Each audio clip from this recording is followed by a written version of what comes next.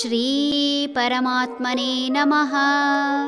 ಶ್ರೀಮದ್ಭಗವದ್ಗೀತಾ ಅಥ ದಶಮೋऽಧ್ಯಾಯಃ. ವಿಭೂತಿಯೋಗಃ.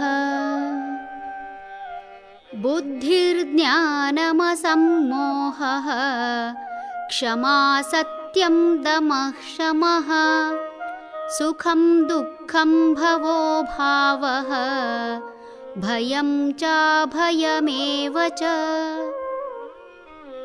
ಅಹಿಂಸಾ ಸಮತಾ ತುಷ್ಟಿಃ ತಪೋದಾನಂ ಯಶೋ ಯಶಃ ಭವಂತಿ ಭಾವಾ ಭೂತಾನಾಂ ಮತ್ತ ಏವ ಪೃಥಗ್ವಿಧಾಃ.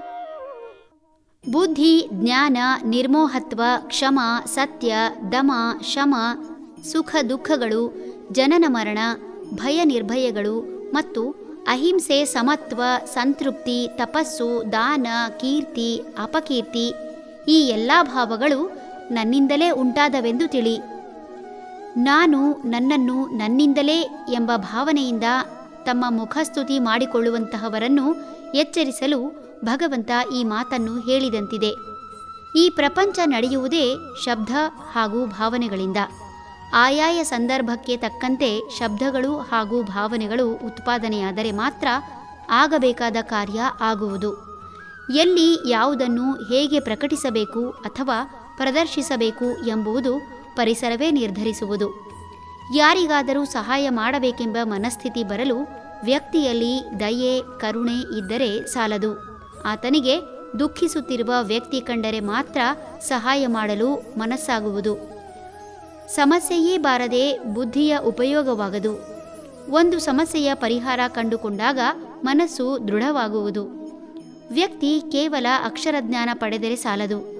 ಪಡೆದ ಜ್ಞಾನವನ್ನು ಉಪಯೋಗಿಸಲು ಅಥವಾ ಪ್ರದರ್ಶಿಸಲು ಸಂದರ್ಭ ಹಾಗೂ ವೇದಿಕೆ ಬಹಳ ಮುಖ್ಯವಾಗುತ್ತದೆ.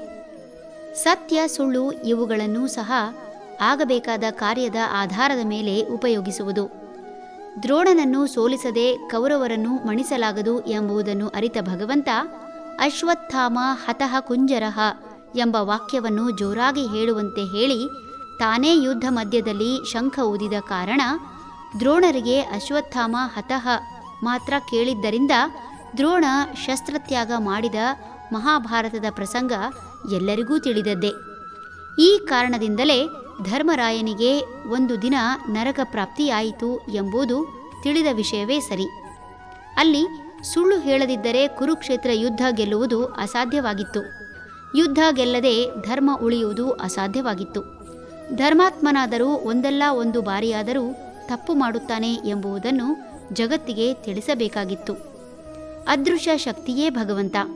ಜಗತ್ತಿನಲ್ಲಿ ಎಲ್ಲವೂ ಶಕ್ತಿಯ ರೂಪಾಂತರ. ಶಬ್ದಗಳಾಗಲಿ ಅಥವಾ ಕ್ರಿಯೆಯಾಗಲಿ ಇವುಗಳಿಂದ ಹೊರತಲ್ಲ.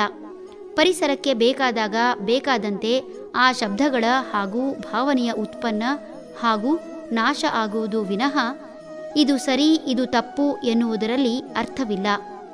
ಹರಿ ಓಂ ತತ್ಸತ್.